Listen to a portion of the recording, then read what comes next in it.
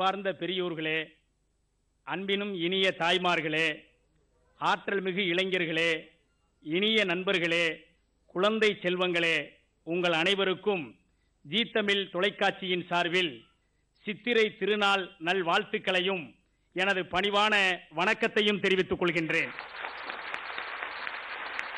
சித்திரையே வருக, எல்லா சிறப்புகளையும் தருக என்று இன்று நாமெல்லாம் வரவேற்று கொண்டாடி கொண்டிருக்கிற இந்த இனிய நாளில் வருடந்தோறும் மாறி வரக்கூடிய நாகரீக மாற்றத்தால் நாம் அடைந்திருப்பது இன்பமா அல்லது துன்பமா என்ற ஒரு இனிமையான பட்டிமன்றத்தில் இப்போது மகிழ்வோடு நாங்கள் உங்களை சந்திக்க வந்திருக்கின்றோம். இன்றைய கால மாற்றம் நம்மால் தவிர்க்க முடியாதது என்பது எல்லோருக்கும் தெரிந்த விஷயம்தான். இந்த நாட்டில் பறவைகள் வாழ்கின்றன, மிருகங்கள் வாழ்கின்றன, அவைகளையெல்லாம் வாழ்கின்றன என்று மட்டும்தான் சொல்லுவோம். மனிதனை மட்டும்தான் வாழ்க்கை நடத்துகிறான் என்று சொல்லுவோம். எனவேதான் மாற்றங்களை உள்வாங்கக்கூடிய தன்மை மனிதகுலத்துக்கு மட்டும்தான் உண்டு. அந்த மனிதகுலம் அன்று முதல் இன்று வரை எத்தனையோ மாற்றங்களை உள்வாங்கி இருக்கிறது. இப்ப பொதுவா பார்க்கணும்னா நம்ம தாத்தா போட்ட சட்டைய இன்னைக்கு போடல, விதவிதமா சட்டைகளை போடுறோம். நம்ம தாத்தா முடி வச்சிருந்த மாதிரி ஸ்டைல்ல இன்னைக்கு முடி வைக்கல, ஒவ்வொரு இளைஞரும் ஒவ்வொரு விதமா வைக்கிறாங்க. அன்று இருந்த மனித சிந்தனையும் இன்று எத்தனையோ மடங்கு வளர்ந்திருக்கிறது, மாறி இருக்கிறது. இவற்றையெல்லாம் உள்ளடக்கி நாம் இந்த நாட்டில் வாழ்ந்து கொண்டிருக்கிறோம். அப்படி வாழுகின்ற போது நமக்கு அது இன்பமா இருக்கிறதா அல்லது துன்பமா இருக்கிறதா என்பதனை இங்கே பட்டிமன்றமாக இன்றைக்கு அருமையான பேச்சாளர்கள் விவாதமாக இங்கே தர வந்திருக்கிறார்கள். இப்ப அன்னையிலிருந்து இன்னைக்கு வரைக்கும் சில பழக்க வழக்கங்களை நாங்க மாத்திக்கிறவே இல்லை அப்படின்னு சில பேர் இருப்பாங்க. சமீபத்தில் கூட இந்திய அரசு மக்கள் தொகை கணக்கெடுப்பு நடத்துறதுக்காக வீடு வீடா அதிகாரிகள் அனுப்பிச்சாங்க. ஒரு அதிகாரி ஒரு வீட்டுக்கு போனார். போன உடனேயே அந்த வீட்டில் வீட்டுக்காரர் இல்லை, அந்த அம்மா மட்டும் இருந்தாங்க. அவங்க அம்மா பேரை, அந்த அம்மா பேரை எழுதிக்கிட்டு உங்க வீட்டுக்கார் பேர் என்ன அப்படின்னு கேட்டாரு. வீட்டுக்கார் பேரெல்லாம் சொல்லலாமா, அது தப்புங்க, சொல்லக்கூடாதுங்கன்னு அந்த அம்மா சொல்லுச்சு. நீ சொல்லலைன்னா நான் எப்படிமா கணக்கு எழுதுவேன், எப்படியாவது குறிப்பாலையாவது எனக்கு தெரியப்படுத்துற மாதிரி சொல்லு அப்படின்னு கேட்டுக்கிட்டாரு. உடனே அந்த அம்மா பார்த்துச்சு, அந்த ஊர்ல ஒரு ஆறு ஓடுச்சு. அந்த ஆறு அப்படியே கையை காமிச்சிச்சு. இவர் ஆறு அப்படின்னு எழுதிக்கிட்டாரு. அடுத்து கழுத்துக்கு மேல இப்படி காட்டுச்சு, முகம் அப்படின்னு எழுதிக்கிட்டாரு. ரெண்டையும் சேர்த்தா ஆறு முகம். அப்போ உங்க வீட்டுக்கார பேரு ஆறு முகமா அப்படின்னு கேட்டாரு. அந்த நாயை எல்லாரும் அப்படித்தான் சொல்லிக்கிட்டு இருக்காங்கன்னு அந்த அம்மா. இன்னொரு வீட்டுக்கு நான் போனேன். என்னுடைய நண்பர் 60 வயசு பெரியவர்.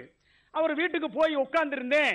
மனைவியை கூப்பிடுற நேரமெல்லாம் அன்பே, கண்ணே, செல்லமே, தங்கமே, வைரமேன்னு கூப்பிட்டாரு. நான் அப்படியே அசந்து போயிட்டேன். இந்த காலத்துல இயந்திர உலகத்துல ஒரு மனுஷன் 60 வயசு ஆனதுக்கு பின்னாலையும் தன்னுடைய மனைவியை எவ்வளவு சந்தோஷமா இப்படி அன்பா கூப்பிடுறாருன்னு சொல்லி, நீங்க தாங்க வாழ்க்கைக்கே வழிகாட்டியா இருக்க முடியும்னு சொல்லி அந்த நண்பர்கிட்ட போய் சொன்னேன்.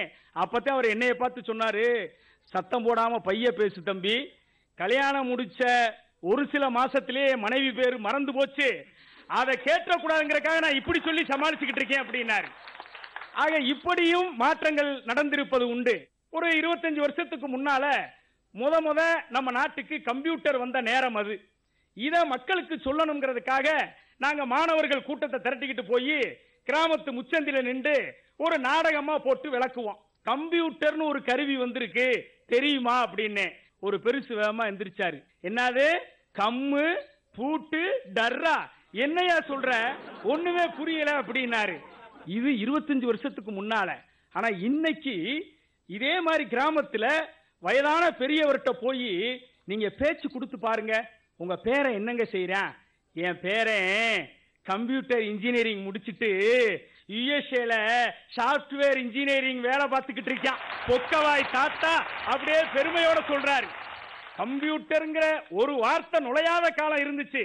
இன்னைக்கு சாப்ட்வேர் இன்ஜினியரிங் அளவுக்கு சொல்லக்கூடிய அளவிற்கு சிந்தனை வளர்ந்து இருக்கிறது. அந்த காலத்திலேயும் சில நன்மைகள் இருந்திருக்கு, சிலவற்றை இழந்திருக்கிறோம்.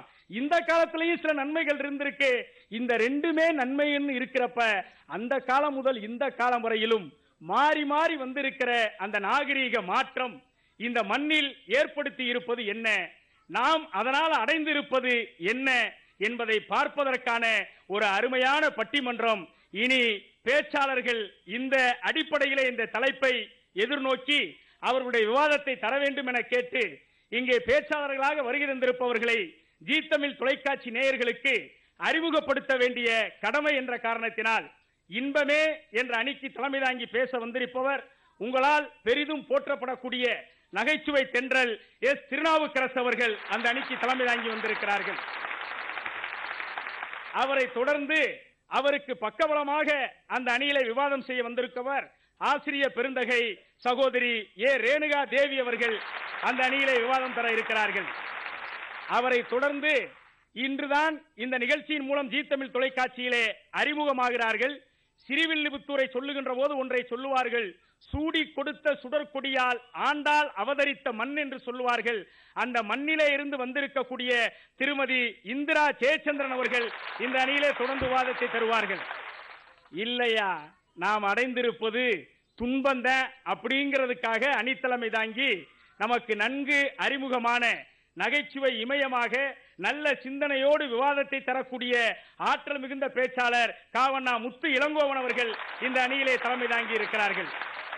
அவரை தொடர்ந்து மதுரை என்றாலே அவருக்கு பொருந்தும், அந்த அளவிற்கு மதுரையை தன்னுடைய பெயரிலே வைத்திருக்கக்கூடிய மதுரை மீரா அவர்கள் அந்த அணியிலே தொடர்ந்து விவாதம் செய்கிறார்கள். அதனை தொடர்ந்து கொங்கு மண்டலமான கோவையிலே இருந்து வந்திருக்கிறார்கள். எங்களுக்கு ஒரு குரு வேண்டும் என்று நினைத்தோம், அவருடைய பெயரிலேயே குரு இருக்கிறது. திருமதி மகேஸ்வரி சர்க்குரு அவர்கள் அந்த அணியிலே பேச வந்திருக்கிறார்கள்.